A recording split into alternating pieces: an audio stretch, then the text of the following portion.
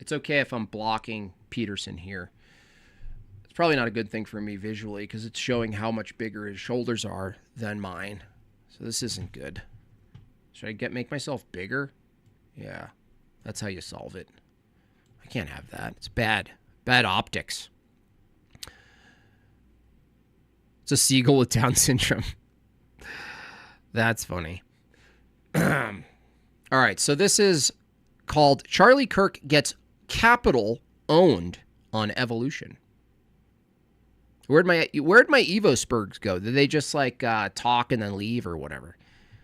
Atheist says, is abortion a bad thing? Yes. Yeah.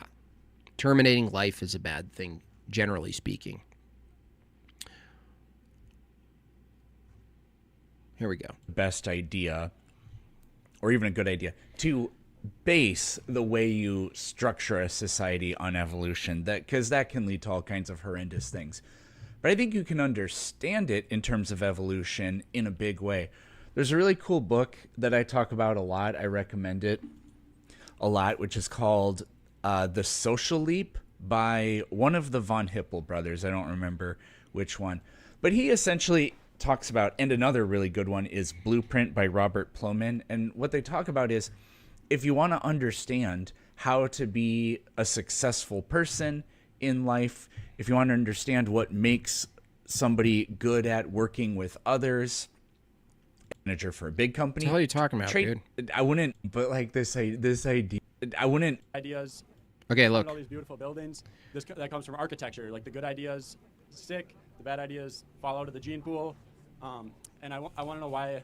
Like, I mean, like, good for him, but like this idea that good and bad ideas get selected for, like, in a Darwinian natural, like, Dawkins coined the term meme, and now we use that term for cat videos nowadays, right? But there is, in a sense, a very Darwinian type of selection for memes, and we can extend that to ideas as well. I think you need to draw a distinction between evolution, like biological, evolutionary, natural selection, and that sort of thing. But Did you hear that part? He thinks we should draw a distinction between biological evolution and this kind of thing, like ideas. But I never heard from Planet Peterson or any other evolution proponent what the distinction actually is. And I ask, and I don't get an answer. Now, I even left a comment asking this. Let's see if anybody answered me. Nope. Look at that. See, I asked that right there. I said, you think we need to draw a distinction between evo-bio natural selection and ideas. What would the distinction be if all ideas are merely effects of neurological activity, and neurological activity would be strictly biological, right?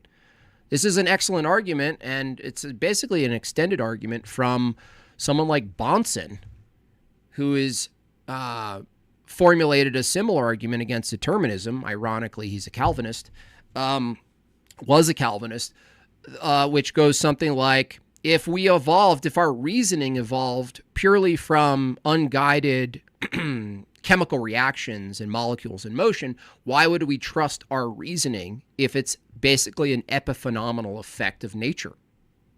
It's no more worthy of listening to than a waterfall or a tornado, which I then co-opted that argument in, for those of you who remember my series, Arguments Against Atheism, the first one was a knockdown argument against this naturalistic physicalist view. Why?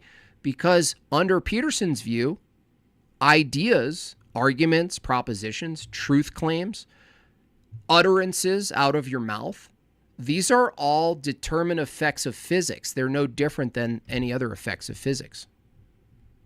So what is this distinction that Peterson says we should be making? Notice how he says we should make the distinction, but cannot make the distinction. But, you know, I applaud. I'm gonna say what Dan McClellan says.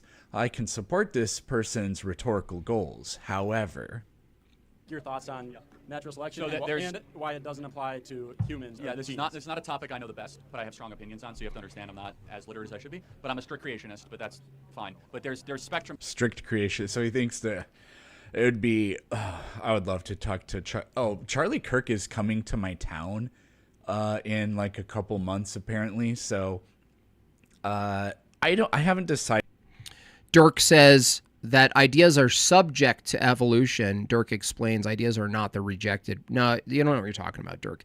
If evolution was true, Dirk, ideas wouldn't just be subject to evolution. Ideas would be products of evolution. They'd be byproducts of the brain in motion from a long, unguided process going toward nowhere, not guided toward truth, not guided toward any end, not guided toward proper reasoning, just accidental.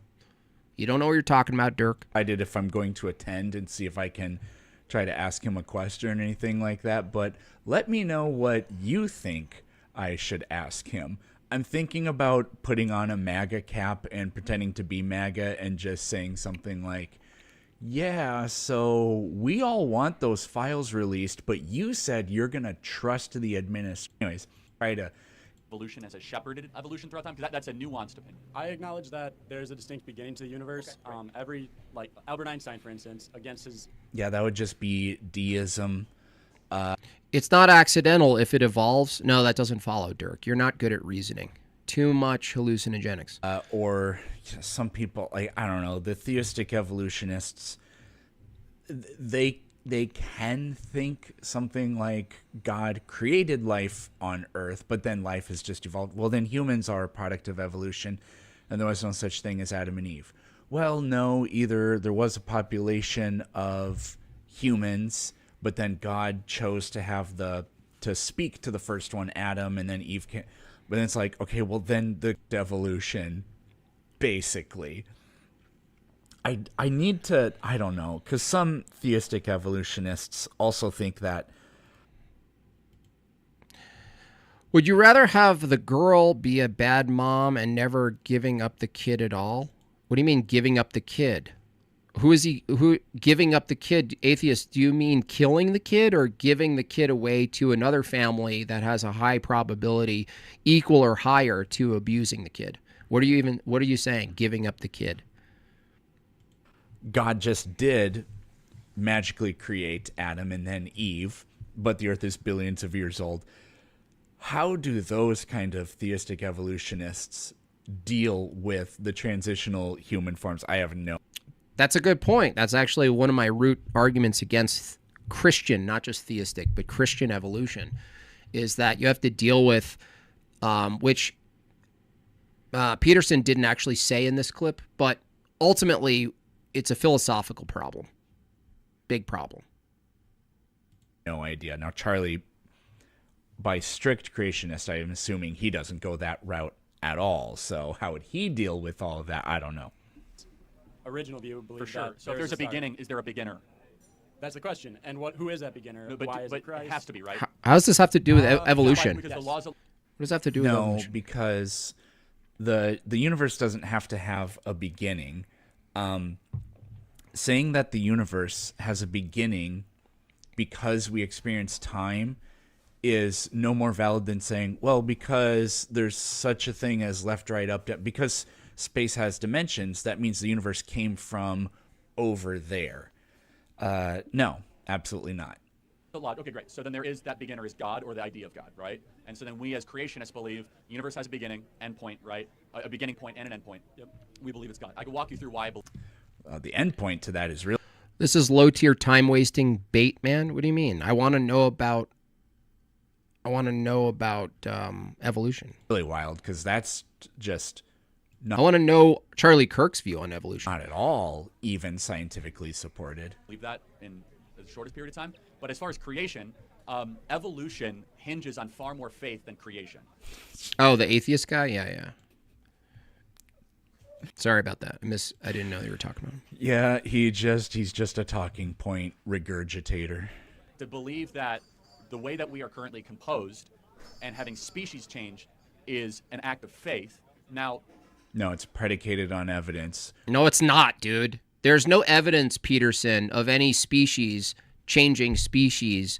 You're just going to look at bacteria and saying the degradation of bacteria observed in the micro level is somehow speciation? Or are you going to say a mosquito was trapped and then couldn't reproduce with the previous mosquitoes?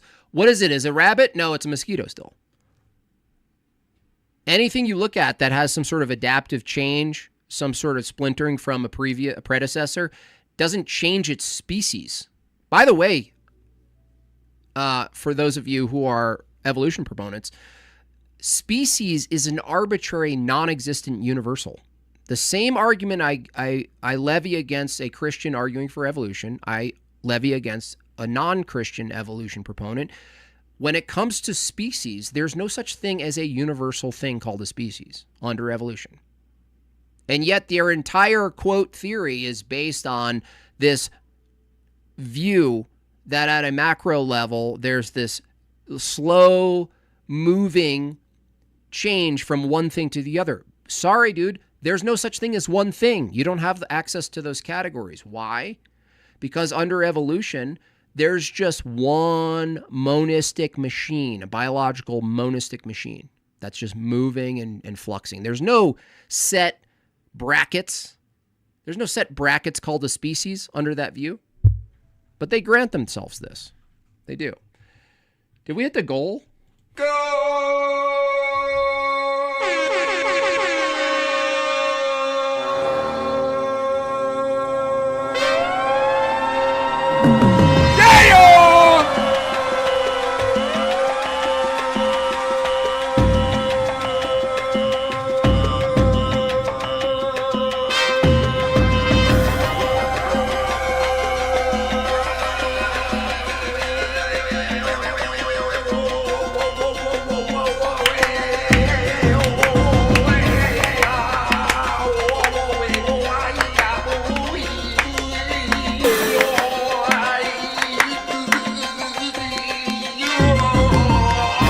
Elephant.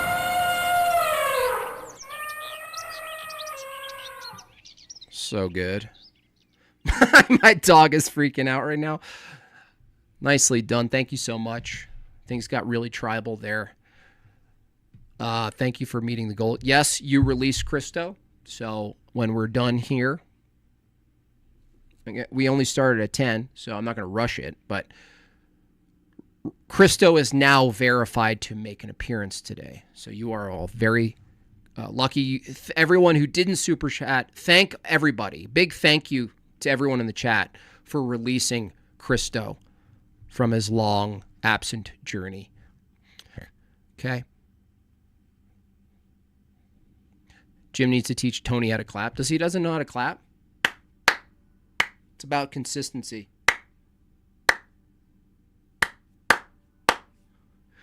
Anywho. All right. Overwhelming evidence. Darwin was more of an adaptionist than an evolutionist. No. Why would you? That's actually true. He didn't know about genetics. To have a view on evolution as this sort of larger view of transspeciation, you would have to appeal to genetics, and so he didn't know any of that stuff. He just looked at stuff changing, and so actually, Charlie Kirk's actually correct here. But let's see if he gets refuted. Did you even say that? Darwin very specifically said that he said it in the very flowery Victorian language. I'm not going to be able to remember it verbatim, but he said that white people are superior to the other races. Something to the effect of, I propose that this simple mechanism can over the chatters, you are welcome, freeloaders. See, you're welcome. See, thank you all. Course of time, produce entire new genres of life. In the sense that he proved adaptation, but he did not prove evolution. He theorized evolution. He could be right. Oh, I don't think he is. Okay, so that's not exactly what he even meant by that, but okay. But he still ridiculously false. This thing about adaptation. How do you have something called speciation, change of species, if your own view, evolution as a view, long-standing, deep time view of biology, can't give you a thing called a species? Adaptation is not a thing that happens. Whenever people say this to you, you need to ask them, because adaptation, it's not a noun. It's not even really a verb. It's a description. It's more like an adjective, but it's a description of characteristics of organisms. So you ask somebody, how do adaptations happen? The only way adaptations can happen is through changes in genes or gene expression. Yeah, and what do you need for gene expression and changes, all these changes? You need populations. The problem with your view, Peterson, which we didn't even get into in the debate, was your view of evolution needs to provide a mechanism that produces populations. Okay? You notice how they always grant themselves populations. They go, oh, we need gene changes, we need allele frequency changes, and we need sexual propagation. We need something. Give us something. And then we can talk about this. Well, no, under your view, that something that you're granting yourself needs to be produced by evolution itself. You need a bunch of things, right? Dirk Jensen says you need epigenetics. Well, to the point, Dirk, epigenetics requires that the populations already exist. That's the point. These people always grant themselves a variety of life, and then they try to make sense of the variety of life by presupposing a variety of life that came before the variety of life. And we ask a simple question. Isn't it the case that evolution, as you argue, needs to produce the variety of life to begin with? And they're like, yeah, but grant me variety of life. And we say, no. I'll grant you one replicator. One replicator. Show me how one replicator. I'll even give you a population of replicators. Nice, big old, packed San Francisco-sized city of replicators. Tell me how mechanically, in biological terms, in mechanistic terms, how you get from that point to what we see today. Silence. They can never do it. We observe neutral act like monkey, therefore we came from monkey. Speaking of, have you seen some of the clips from the WNBA? Someone, and I don't condone this, but there's a part of me that thinks the trolling aspect is pretty funny. They just keep throwing a green dildo on the court. Like someone just keeps doing that. That is evolution. So you can't have adaptation without evolution. And you can't have adaptation without populations with which evolution can't produce. But it's also not a thing that happens.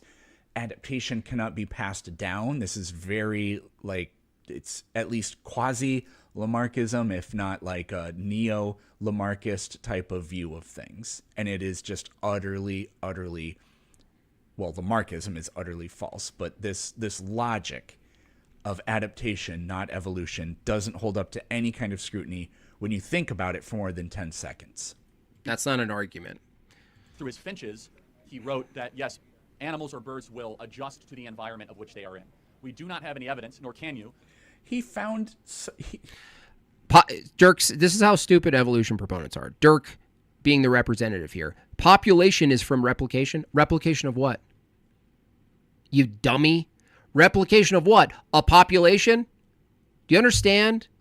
It's the same chicken or the egg problem. You're like, oh, population comes from replication. Replication of what? The thing that's in question, a population of things that replicate, you dummy. You should call in, not to talk to me, but just to have at least 3 minutes of you just smacking yourself in your dumb head. No offense, Dirk, but you are retarded. When he was in South America, he discovered tons of fossils, like of giant ground sloths, and he said, wait a minute, these things are sloths, but they're the size of elephants. What is going on? So people pretend there were sloths the size of elephants? That Darwin worked on nothing other than finches to form his theory, and it's just so incredibly not true. He looked at the geographic distribution of species, he looked at fossils, and he looked at adaptations within an environment like the Galapagos. You can guess in the fossil record of actual species change. Does that make sense? Yep. There's a lot of psychological things too in humans. Like one example I'll bring up is, I mean, would you say as a general rule of thumb, like women are the sexual gatekeepers and men are the sexual pursuers? Yeah. This like that.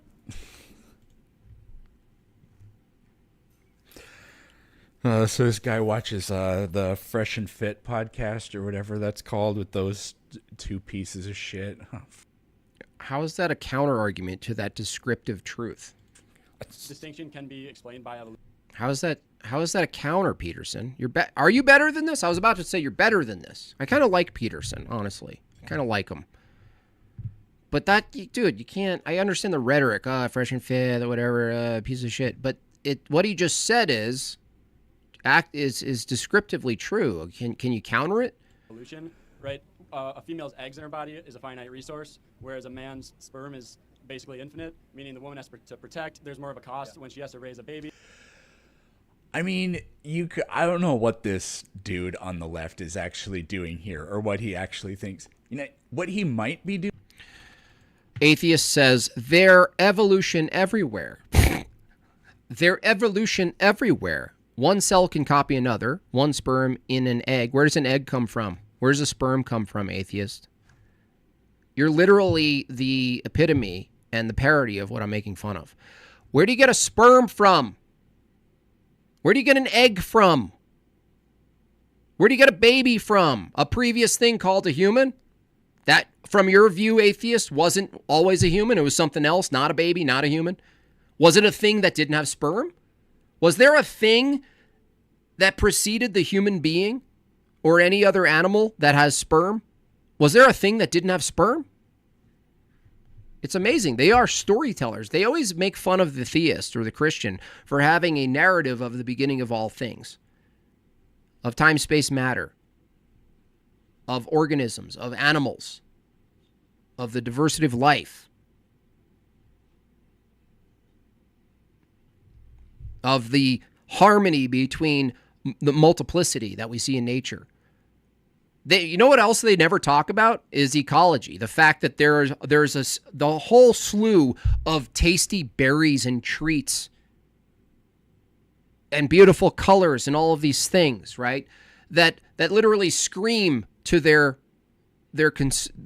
ones that consume them. Take me, kill me off, eat all my berries.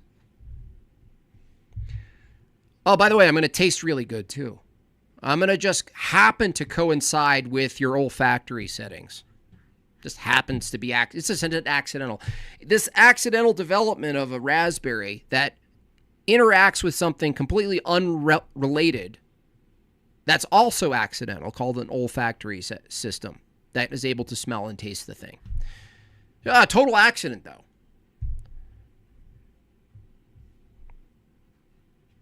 Oh, just grant me a sperm. Atheist, what's wrong with your brain, dude? Did you hear nothing I just said? Do I have to go to my rant? Do you hear nothing?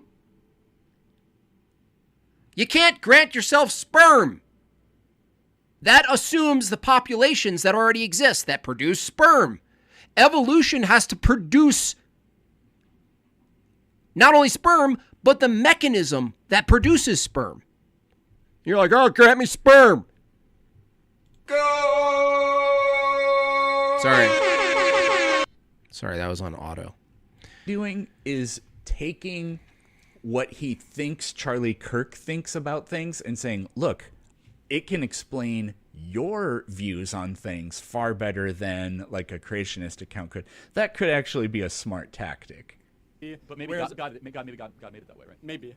Maybe God made it that way. That's not a working. See, that is working. It's actually it's mathematic. It's a better explanation than it accidentally occurred. That is entirely faith. Whereas the other one, there is in science and in evolution, there is a lot of conjecture. You mean evolution's basically pure conjecture? We do take the data. This is like not strictly experimentally scientific. Unbelievable. But we take the observations we have and then we ask. We don't like force fit them into our theory, but we just ask, does this make logical sense in the light of the kinds of explanations that evolutionary biology, like especially with respect to humans, does it make sense in light of that? So this difference between the biological sexes, he's talking about, why are women picky with mates? Well, because they overwhelmingly carry the burden of child rearing. That makes evolutionary sense. Well, no, because women could be picky with mates, but what you see also across the animal kingdom is, there's a bit of a dance that happens between male and female, which is required for there to be populations at all. But what you also see is males are strong enough to force themselves upon the females. So why is that somehow barred from the evolutionary system? You know what I mean? It doesn't matter if the woman is picky from an evolutionary standpoint, Peterson. It actually makes more sense from your view, not our view, but it makes more sense from your view that force would be an evolutionary trait that would evolve and be selected for. Just pure graping all the time, everywhere, just serial graping. Totally consistent with the evolutionary view. It's irrelevant to what the preferences or the pickiness of the female is.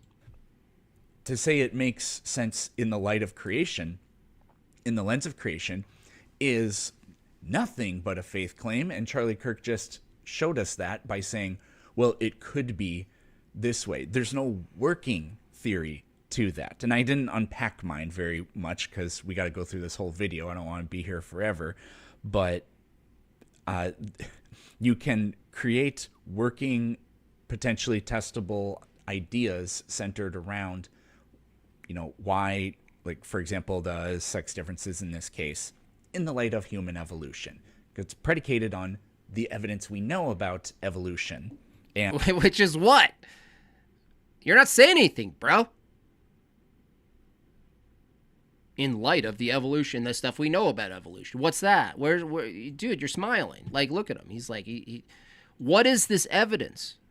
You mean the faith that you put into a thing that you think happened over millions of years that you can't test or verify? You mean that? Is that what you're referring to? And just blah, blah, blah, blah, blah. Biology. But a lot of things like that point towards evolution of some sort. For sure, but I think I think you're close because you're marveling in the design. Yep, and then therefore we believe it was designed. I think evolution can give off marveling. $5 from Reed. Hey, Reed, it's not experimentally scientific.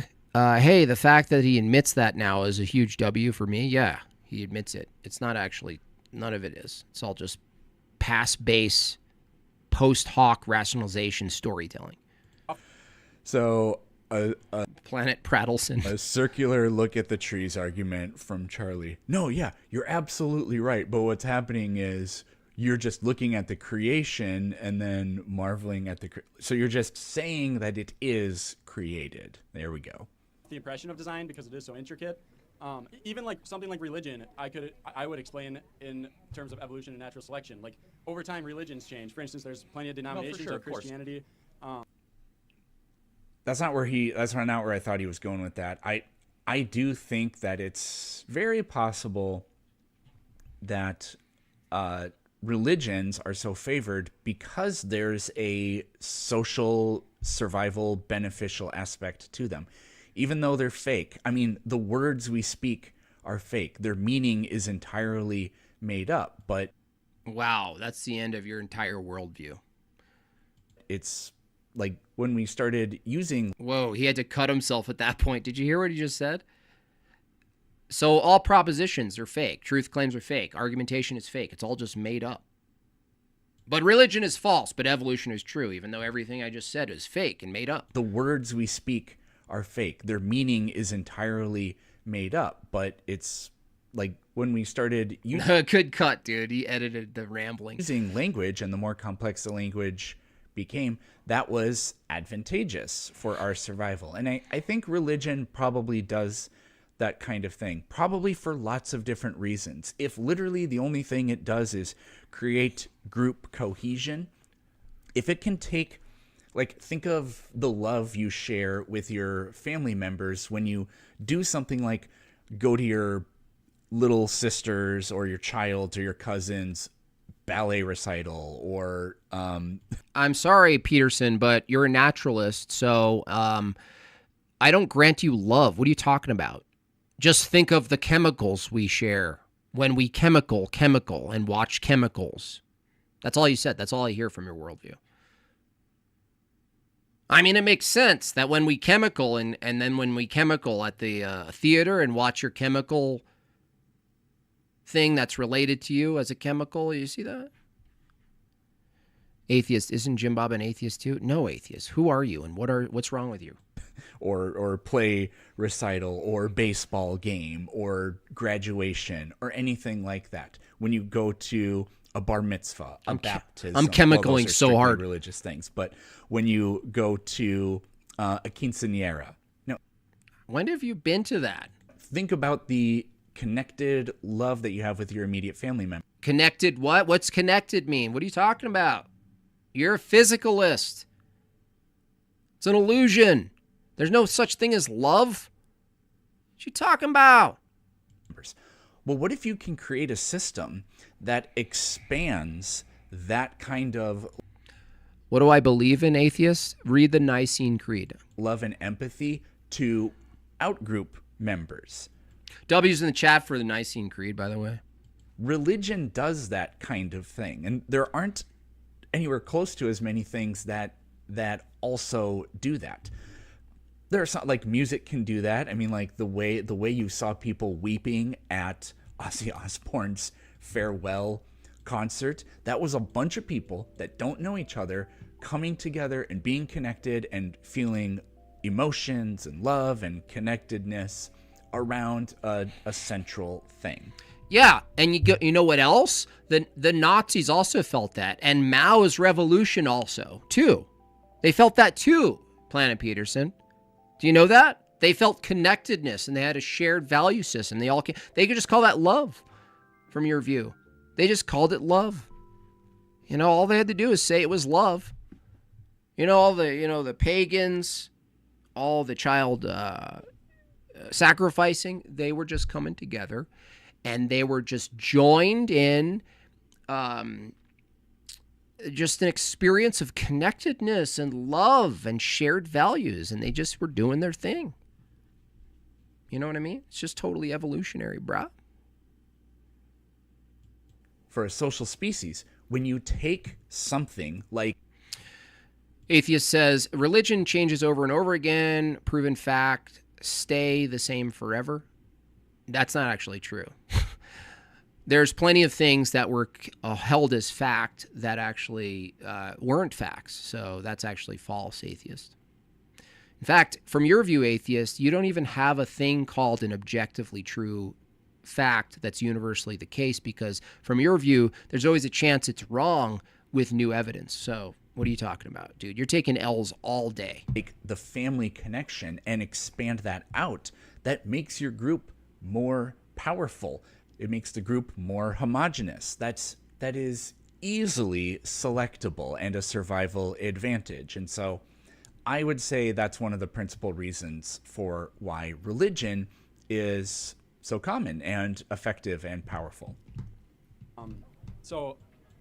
A wrong fact's not a fact? Well, whatever you think is the right fact, atheist, could be the wrong fact, right? Atheist? The thing you think is the right fact, a previous thing you thought was the right fact, and then you had a new fact that improved or countered that previous fact, and now you think the new fact is the right fact, right? I'm asking you a simple question, atheist. Is it possible that whatever you're referring to as the right fact could be wrong? Is it possible? Like, religion is not a... This is your mind on atheism, by the way. Spend too much time on this, but I think you would agree with our perspective that even looking at this objectively with reason, there's something improbable of our existence. Yeah. Right? Yeah, totally. And that improbability No. could be a... What do you mean, no? Just because you can say no breathy like you're in a robe, Peterson, that you're in a silk robe with your little feet in a pool, it's actually agreed upon that not only the beginning of the universe and the ordered system of our solar system and everything, how it works from these unrelated particulars that somehow merge into a workable system that even allows for your magical view of the beginning of life from non-life, from just pure substance. Not only that step is improbable mathematically, but every single major step you need in evolution is mathematically also improbable. So I don't know why Peterson is lying here. the math is improbable. So the atheist evolution proponent says, well, it doesn't mean it's impossible. It's just mathematically impossible. It's just mathematically improbable to a high degree of improbability. And he's just saying, no. A roll of the dice of chromosomal gene mutations over trillions of years, or it Trillions of years. No, Charlie, not trillions. How many? Well, what we could do is How we many? could take a look at the fact that How many? the other great apes have exactly one extra chromosome than. Oh, we could look at that? I'm sorry, Peterson, but the problem is great apes had to come from non-great apes. So you can't just start arbitrarily like you love to. All of you guys love to do this. You go look at apes and look at the similarities. Dude, you have to keep going back in time. The similarity isn't your argument. You know why? What did I argue with, who was it? Was it Mark Reed or the other bald guy? Was it Craig that I debated? Where I got him cornered on the fact that he appeals to similarities like Peterson's doing right now. Similarities between two things that he clearly says separate, but also has them the same. And he says similarities, see? Similarities.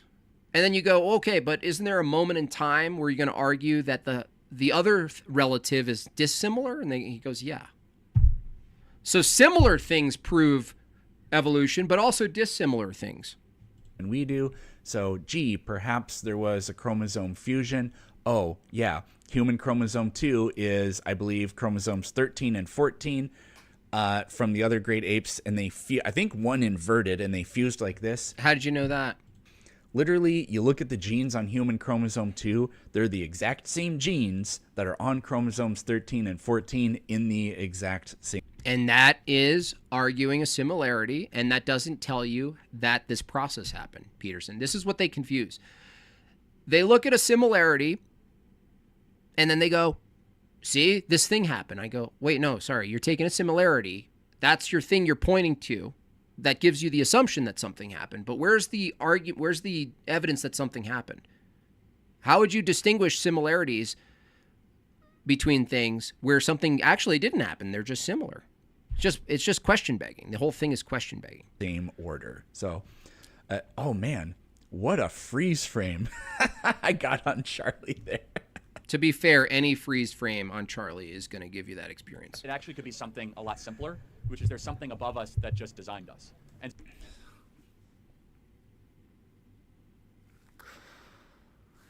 Yes, the simplest explanation is the most complex thing imaginable. I don't know why this is such a common thing with apologist cognition, whatever we want, like apologist reasoning goes to this all the time. If I can invoke a singular idea, that makes that idea easier to believe, parsimonious, it more fits with Occam's razor. No, just because you have a 3-letter word, God, doesn't mean you've made it more simple. You're invoking something outside the entire universe. There's this argument that people... Well, that might be true. Something that's explained simply isn't necessarily true because it's simple. But I wouldn't say that a theist... Now, he probably argues with a bunch of Christians and theists that have really bad arguments. The argument for God isn't just about the world we see and presenting an explanation of the world we see, but shout out to the Nicene Creed, we also are presenting a position on the things we don't see. And the atheist and the naturalist and the physicalist and the evolution proponent and all the rest, they have no account for the invisible things that exist. They have no account for the invisible things that exist. And the Christian does have an account. You don't have to accept the account, but it's an account. You don't have any account. None. Zero. Okay? So, stop it. Someone say something about Hinduism. The best theist argument for evolution is from the Hindus. You could learn something, Jimbob. Well, that's interesting, Michael, because evolution is just tweaked Hinduism. I'm glad you pointed that out. Evolution is literally some sort of lopsided, altered Hindu view of the world. So, and no, that doesn't mean it's a good argument for evolution, right? That actually points to that evolution is actually derivative of a Hindu view of nature. Glad you pointed that out. You could learn something. I already know that. $5 from Column Rock. The entire universe is made out of 100 elements. Of course, we see similarities. Yeah, that's another thing, Column Rock. Pointing to things that look similar structurally. There's no distinction between one structure and the other. So they like to look at DNA, but at the same time, you can look at any structure and find similarities because things are made or composed, we would say, just to avoid them crashing out. They're composed of similarities. It doesn't follow that they come from each other because they're similar. You know what I mean? People make that goes, well, if to invoke a creator means that you haven't simplified anything at all, because the creator must be at least as complex as the design itself. So you've only added complexity. Now, I'm not 100% sure. That would just be a category error, by the way. So I understand the atheist view when they say that, but they're just cramming in the creator in the same category of other things that are complex, like they're made of parts, or they're a machine, or they have gears, and then God has gears and all this stuff, which is also another type of ancient heresy anyway. I forgot which one, but yeah, that wouldn't be a good Christian or theistic argument, by the way. If something that creates something else must necessarily be more complex than that thing itself, I don't know if that actually necessarily follows, but you are invoking another. You know why he pedaled back on that? You know why he pedaled back? Because a human being is more complex than its predecessor. If you keep going back from the evolutionary view, there are simple organisms that operate very simple. And he has to argue, you could see it in his face right now, he had to backpedal. He was like, oh, wait. Our view argues that simplicity produced more complexity, which doesn't even make any sense from their view or their understanding of biology. Doesn't even make sense with conserving energy to make things more complex. It doesn't make sense to have all of your sexual reproduction made in-house and then go, well, we should make it more risky by separating into male and female. We should make the male go survive for a while, potentially dying, and have to develop a type of dance for the female to win them over, also potentially fighting another competitive male. We should do that. We should accidentally go in that direction, even though what we come from, according to the evolutionary view, is that everything's already embodied in us. That we're all hermaphrodites. So we're all freaking seahorses. Yeah, that makes sense. I don't know what we call it, variable, perhaps. So I think you haven't made things simpler. And so I actually think the designing argument is far more rational, because you look at how we're built, you look at the trillions of chromosomes within us, how our body works, the DNA sequencing. It's hard to believe all that is an act of the dice. But so here's also the ridiculous straw man of, oh, you believe in random chance? Well, I believe in purposeful creation. There's no teleology in evolution, but it's not random chance. Sorry, there's no teleology in evolution. He just argued against any purpose toward reasoning and philosophy and everything he's doing right now. He just admitted him being not only a product, but a participant, an active current participant in evolution. He just argued everything he's saying and everything he's doing is purposeless. Purposeless. This is another debate I'd be willing to challenge him on, but I probably already gave away my cards, is that Peterson argues that there's no purpose in nature, right? There's no purpose. But the problem is humans are in nature. Humans are nature. So you can't say you can't find purpose in nature if nature itself is composed of organisms, under your view, that produce purpose. So if there's no teleology, there's no teleology for your argument, for you arguing. There's no direction toward anything. That means any position you hold against theism or Christianity or anything, advocating for policies or not policies, Planet Peterson, or you showing up to a debate, you've admitted from your worldview there's no purpose to debating. There's no purpose. The concept of getting to the truth of the matter, whether it's within science or philosophy or logic, that's useless. There's no purpose to that. There's no purpose to anything. Whichever traits happen to survive, well, no, I almost said it was random. Whatever the variations in species happen randomly, effectively, but what passes through the filter of natural selection is very much not random. Oh, really? Really? Right. Well, then there's purpose.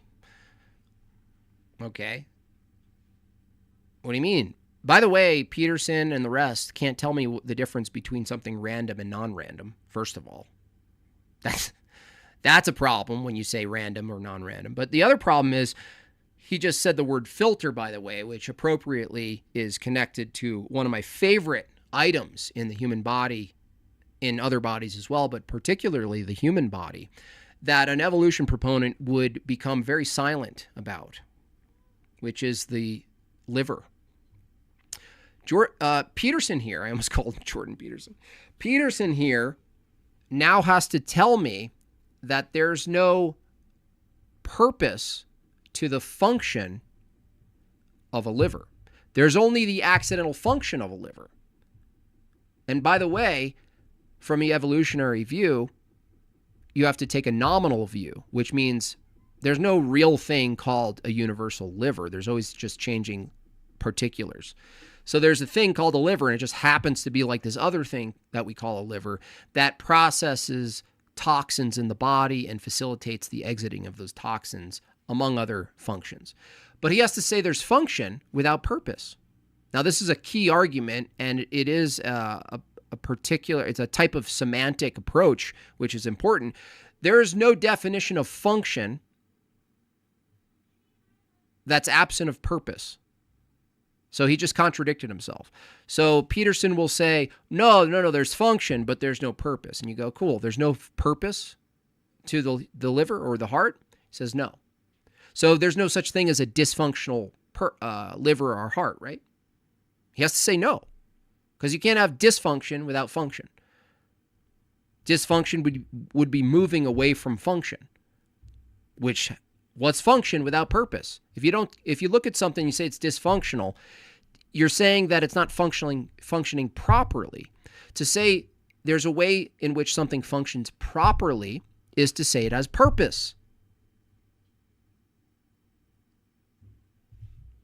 Big problem for you, Peterson.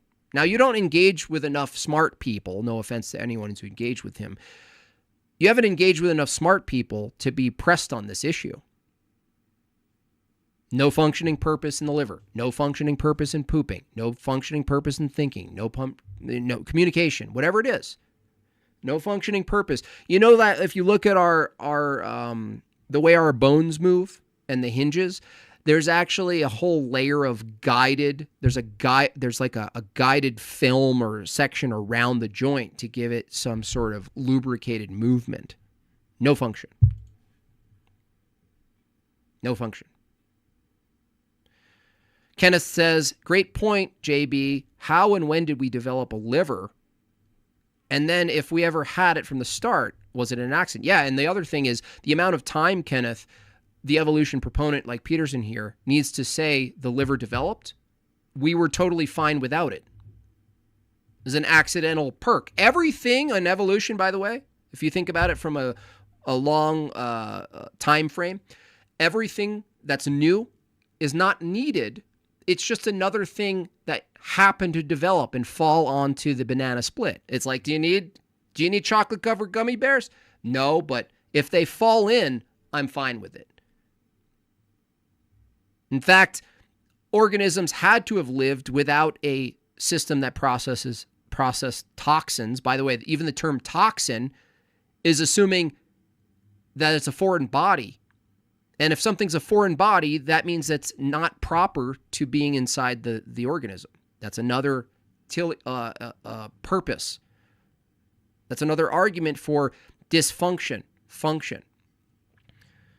So this is what's so wild when you debate these people, is that you bring up something like the liver or the heart and you ask them a very fun question. Remember this for the next time you're talking with your friends or randoms online.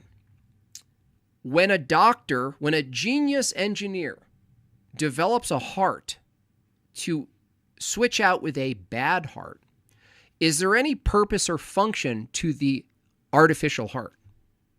He says, yeah, of course. Now, isn't this wild? The fake heart that is made by the human being to be transplanted and replacing the bad heart, the new heart that's totally made up, right? Totally fabricated, has a function. But every aspect of it is mimicking the dysfunction, the non-functional, the thing that has no purpose. Purpose. This thing has no purpose. This thing has purpose, the new heart. Oh yeah, the purpose, replace the old heart. You go, does the old heart have any purpose? No. What? Yeah, we got to have an emergency fund. I'm gonna seek funding and aid to develop this thing. They look over the grant papers and they go, sir, what is this you're developing here? Oh, it's a heart. It's a fake heart. Oh, what does it do? What's the function of it? Well, it pumps blood and other things we don't really understand. Oh, so you're planning on using that in the event someone else's heart is not doing what it's properly supposed to do, that's not serving its purpose? No. That would be saying that the heart has a purpose. But the fake heart has a purpose. Only the real heart doesn't have a purpose. The fake heart purpose, real heart no purpose. It's just so stupid. At all. So, no, the laws of physics and chemistry, which governs life and biology, is absolutely not random in any sense. Atheist says every animal function differently. Yeah, some animals function differently, and a lot of animals function similarly. What are you talking about? What are you saying? You're not saying anything. The fake heart helped the patient live longer. Oh, really? Does the non-fake heart that's functioning properly help the patient live longer? What are you talking about? Let me get this straight. The atheist in the chat here, who I'm starting to believe is a Christian who's trolling me. That's my argument against you. You idiot. I have to be bigger on this to Hulk out.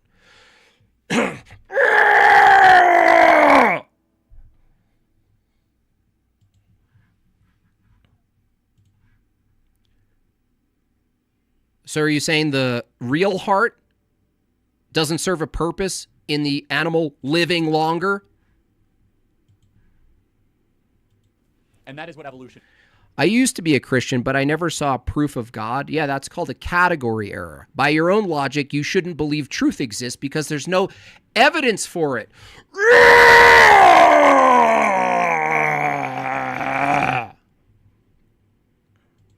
Hey, atheists, do you believe knowledge exists? Oh, really? Can you show me proof of it? You guys just get dumber by the year. Is that is a lot of, it would be like rolling snake eyes 23 billion times in a row. That's how improbable evolution is. It is. It's improbable. I don't know why you're knowing, Peterson. It's improbable. My contention with that would be like... Well, you're not going to say anything because you can't say anything, Peterson. If you appeal to mutations as one of your fundamental mechanisms, for these accidental adaptations towards some advantage that only after the fact you call an advantage, not during. It's not responding to anything it needs. It's just accidentally mutating, just happens to not know the end. It results in fangs that deliver accidental proteins that dissolve the inside of rats. Accidentally. Mutation. Peterson, the mutations that you need for evolution are 99% benign. They do nothing. If anything, they degrade the organism over time. So your argument for evolution in regards to probability requires that improbable mutations produce an improbable advantage. And you're like, I'm just not going to say anything. Yeah, that's called dodging the statement. You notice you didn't refute it. You just said, I'm not going to say anything. Like, evolution is like, it's unchanging. It's Michael says, but Jimbob, why did Yahweh deceive Eve? What do you mean Yahweh deceived Eve? You're saying the snake? You're saying that Satan is Yahweh? Why don't you smoke whatever you're smoking? Just smoke more of it. It doesn't put us at the center of everything. So a lot of people explain it's like the good of the species, but truly it's just the good of the gene. Yeah, he's like not responding to anything Charlie Kirk said. And like you just didn't respond to the improbability argument. when I was that old, I probably wouldn't have known what to say either. Passing on the genes that stick. And, It can be subconscious. of course, I in don't your disagree with any of conscious. that. We just think all of that was designed into us, Okay. right? And so is your Yeah, but that's such a schizophrenic take for Charlie Kirk to take, because he's granting more than one view in this, which is just like, it's a little bit dishonest to say I'm a strict creationist, but the way I view things is that God just put into the system a mechanism that perfectly explains old earth creationism, which is just, yeah, kind of a Atheist says religions are theories that don't say they're theories. What do you mean? What category of theory is a religion? What do you mean? Knowledge itself, atheist, is theory-laden. So I don't know. There's no view you can hold, atheist, that isn't theory-laden. So that's not like a knock on religions. The question is whether or not a religion is coherent in its system, that its overall system is coherent, that it can account for the variety of things that it's dealing with. Thank you. That's what's in play. I mean, this is like, no offense, atheists. I'm glad you're saying stuff, but this is like, I feel like this is like some sort of special Down syndrome episode. a confused position. belief that God made the universe and then I believe implemented. So some I form believe of what the evolution? scriptures say, which is that God created the earth and then God created man, and that we are here. The period of time I don't get into. Strong opinions is 6,000 years, 6 million years. I don't really care that much. I think it's more important morally that God.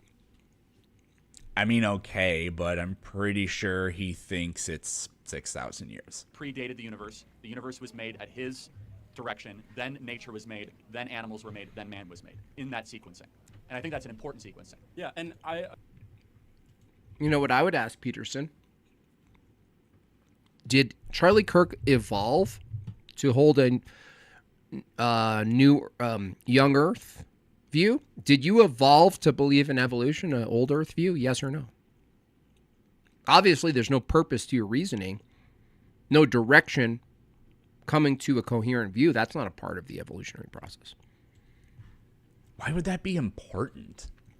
I don't see how that makes any sense. I mean, yeah, what could possibly be the importance of that? I mean, like, the Christians have to interpret Genesis in light of the redemption arc story of salvation. So I don't know. The whole thing about, like, you have to have nature and then animals and then humans. I actually, no, I don't see how that would fit. There is, like, the Ken Ham school of thought on this is, well, no, it has to be strict, only a few days creation, and everything has to be created in this short time frame because you can't have death before the fall, because it says there was no death before the fall.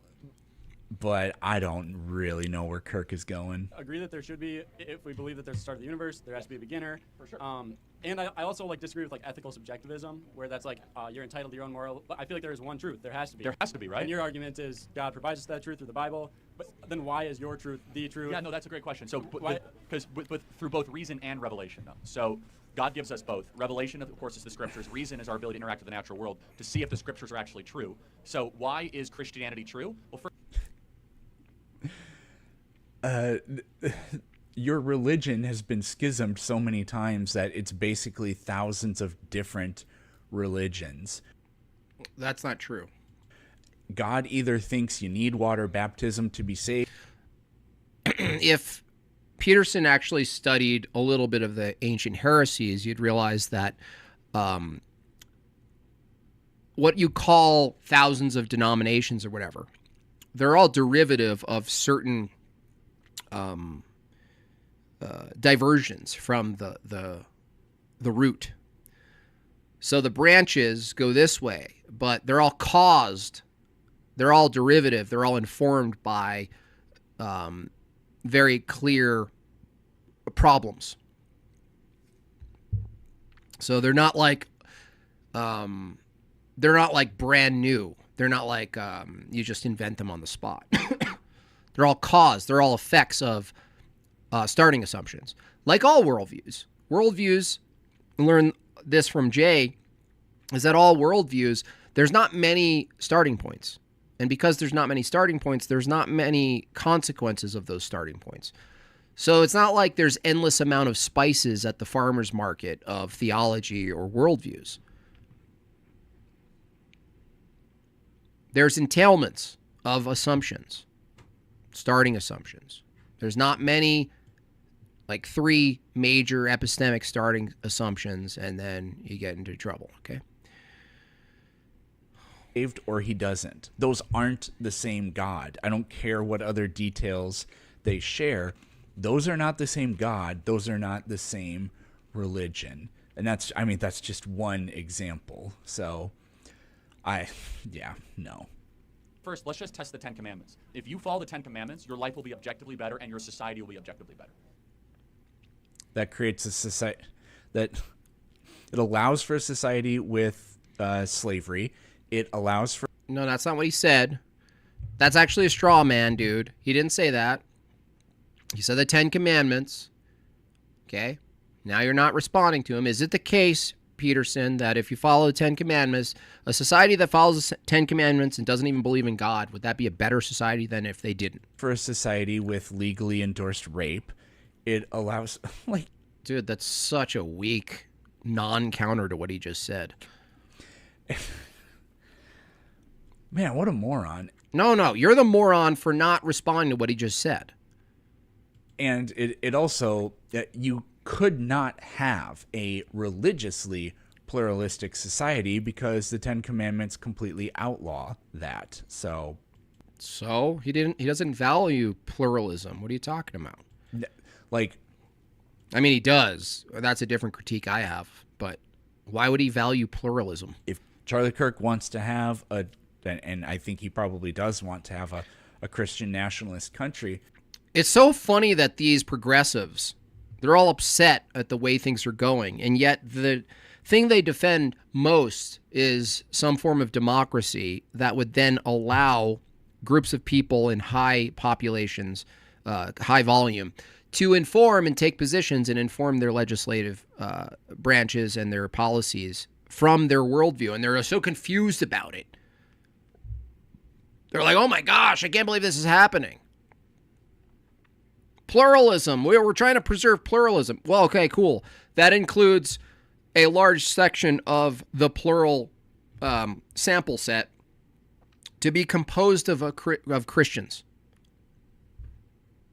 What's the problem? And it's like, yeah, then it works, but who does it work for? Only the people that are part of the in-group as defined or established by the rules. So, no. Right?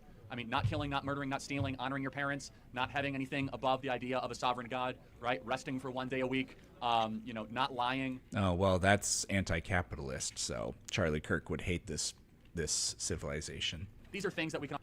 No, that's not true. You can still have a capitalist system with rules. You already have that. That's like saying not allowing child sex slavery is anti-capitalist. What are you talking about, Peterson? You haven't thought this through, dude. You're not thinking about what you're saying. There's no contradiction between following some sort of capitalist model but having rules for what you can and can't do. You already have that. That's like saying someone wants to print money. That's anti-capitalist. They want to print their own money away from the current system. You're not letting them. Therefore, it's not capitalist. What? Can all agree, like, okay, that's a good way to build society. But let me just one thing. The two miracles that Christianity hinges upon is creation, which I think you're almost there-ish, that there was a beginning to everything. In the beginning, God created the heaven and the earth. And Christianity hinges on... I've never heard anybody say that. I mean... Christianity hinges on a creation, creator-creation distinction, yes.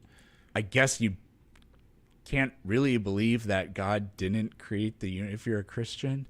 I don't know. That's actually a weird one. And then the resurrection. Right. And the resurrection is the greatest, most documented miracle in human history.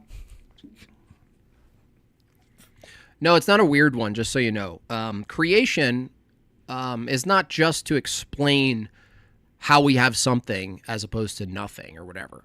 You know, under a Christian view, creation, the creator-creation distinction also plays into will itself.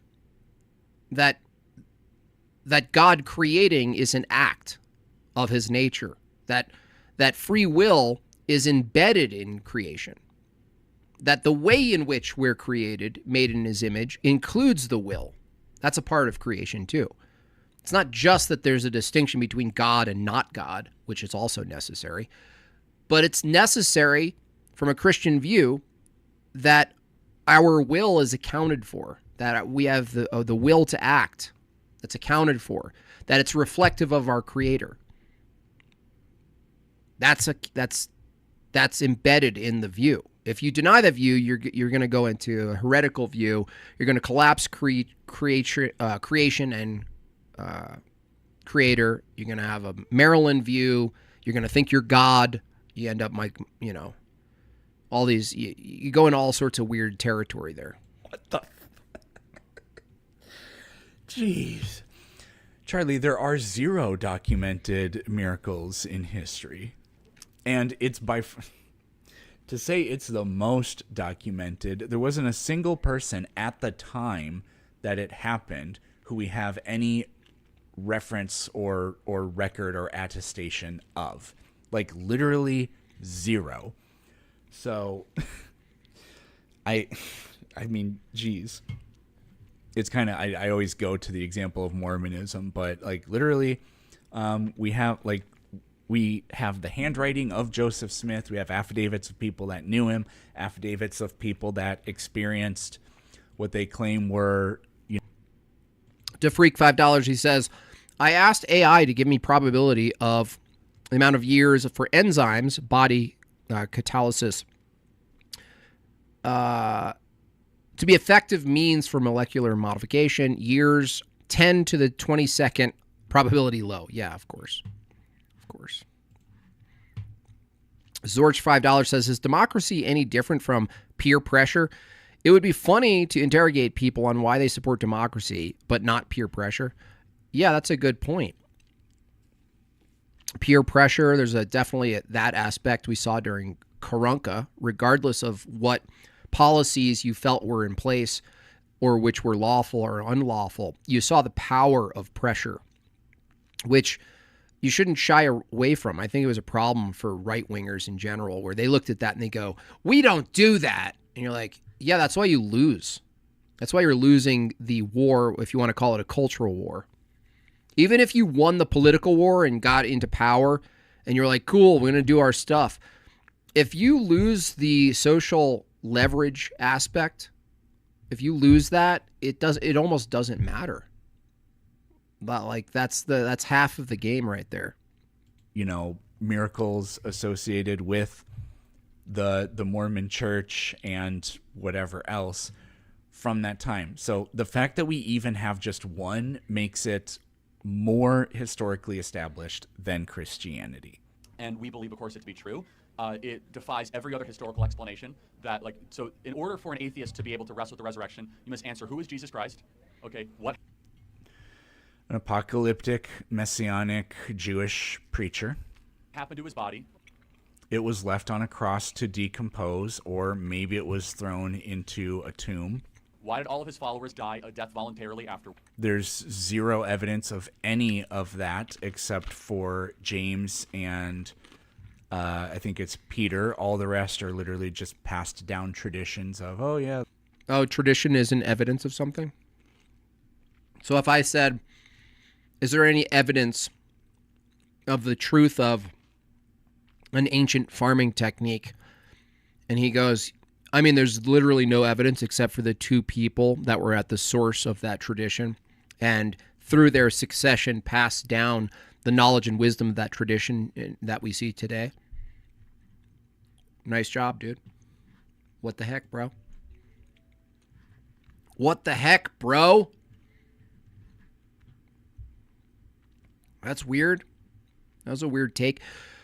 Colonel number 4, $5. Hey, Jimbob, any ideas why mind equals brain is always the default in every one of these things these days? In everything these days? Sorry. Chat's moving. This confuses me a lot. For me, the mind isn't reducible to the brain. Well, it's because of materialism, Colonel. The reason is nature alone, physicalism, materialism. I'm not talking about consumerism, materialism. I'm talking about the philosophy that everything that exists, the only thing that exists is matter itself. It would make sense that you would come to the conclusion, because it's an entailment, if everything's matter and the only thing that exists is matter, whatever you call the mind must be reduced to the brain. And so that's why we see the mind-brain merger. And then they try to get away from it, Colonel, by saying, emergent property. Emergent property. Emergent property is not only meaningless, it's ambiguous, but the irony of using the term emergent property is that emergentism debunks that conclusion. They're using this term, and it's not just a word concept fallacy. It's that the term, everything they know about emergentism, would be against their conclusion.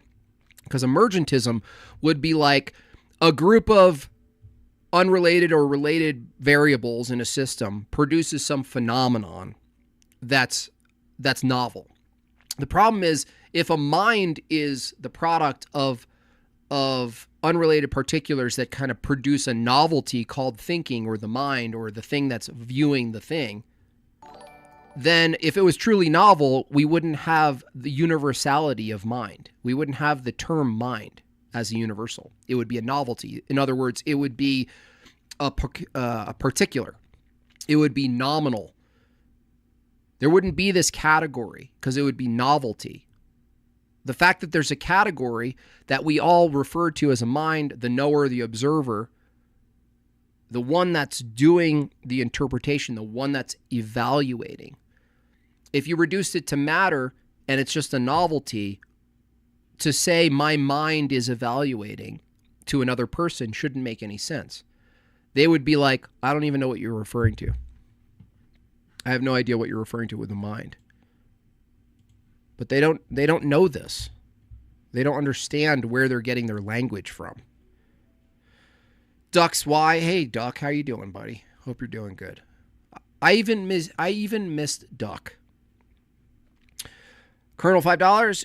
You should see how they try to explain near-death experience and even split brain. Biggest ad hoc I've ever seen so far. Why neurons over, say, electrons? Special pleading.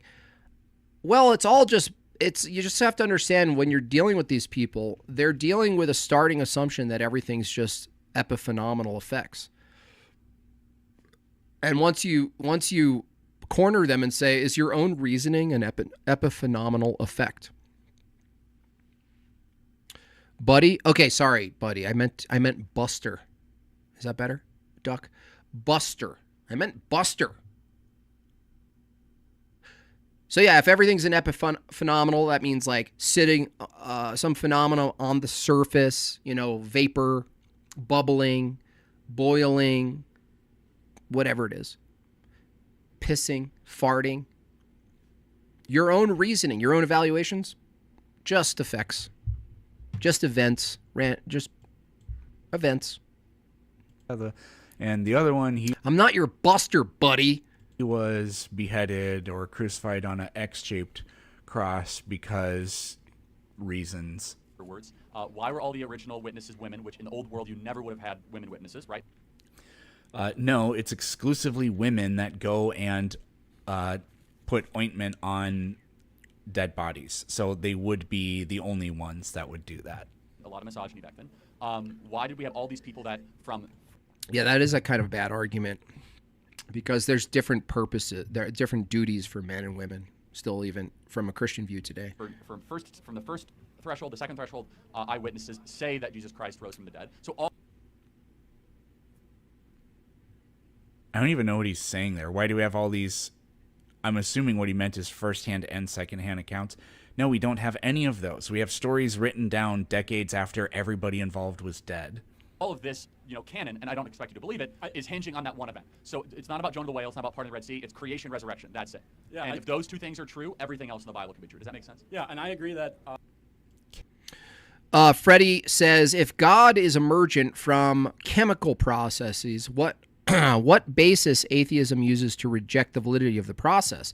Wouldn't a mind itself be special pleading if it's affirmed in the same process? Yes.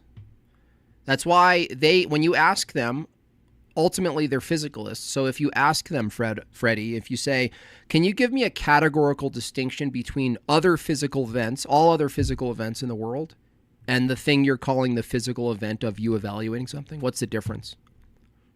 They can't tell you the difference. So then you're like, wait, so how is your mind thinking, what you call the mind, being basically vapor from a physical thing called the brain? Why is that propositional and everything else isn't? And they're like, yeah, because it could be true or false. No, that's question. That's special pleading. So that's a good point, Freddie. The best way to present it, though, without all the fancy, flowery language, Freddie, is you ask some of these people if what we see as physical events in the universe out there, trees growing, grass, rabbits, all the rest, they're not propositional, right? They're not true or false, right? And they say, of course not. Yeah, they're not they're not truth apt. They're just events. And you say, okay, so everything you know about all events in the world, in the external world, are just not truth apt. They're just events. And they say, yes. And you go, under your view, is thinking an evaluation or an utterance of a proposition? Are those just events too? And they go, yeah. And you go, cool. Can you tell me the categorical distinction physically that an evaluation has? Physically, it has to be physical because they're physicalists. Tell me what status this physical thing has. What are the things it's composed of that makes it a different category as every other thing, being that it's the only truth apt event that you can point to. You know what I mean? They can't tell you this. It's an absolute defeater to like this strict materialist, physicalist view. They don't know what to do with it. When I made that original arguments against atheism video, the entire, like, aside from there were some really big ones that try to critique it, but they didn't have an answer to this. They could not tell me the difference categorically that made one thing that was purely physical, that gave it some special status of being truth apt, and the rest, every other virtual thing that happened outside in the world, not truth apt. They couldn't tell me. Can be true. For an atheist to try to disprove theism, or at least Christianity, it would be almost impossible to say, why would people die to say it? Why Jesus die? died on the cross for me and I saw it. Why would I admit? Why people die? Ashley Babbitt died for the election lies. Jesus has nothing on Donald Trump. Like 30 million people think that he won that election. And at the time of Jesus, like what, we're going to go with 500 at the absolute most. From your perspective, like, why would I admit, yeah, I saw him die and rise from the dead? Well, no, yeah, for example, and so again, the answer people give is like the Jonestown cult, that people can do really crazy stuff if they're convinced by a certain leader. I'm not convinced by that argument. But for example, like James, the half-brother Why not? of Jesus, Paul, who had no reason whatsoever, formerly Saul, persecuted Jews, led a great life, converted to Christianity, died a terrible death in prison. He saw a ball of light and was convinced it was Jesus. Upside down resurrection of Thomas. Like, these people had no reason to die the way they did, yet they saw something that compelled. And there's no evidence that any of them did die that way, except for we can probably be fairly charitable to Paul. Well, I wasn't. Paul's not. I mean, I don't consider him one of the apostles, right? So I didn't include him. But there's like 3 that are actually in the Bible. We can be charitable and say those 3 are the only ones we have. Them to all of a sudden put everything on the line, which was the belief that Jesus rose from the dead. Now, believe this was crazy. The Romans gave them an opportunity. Don't make me turn green.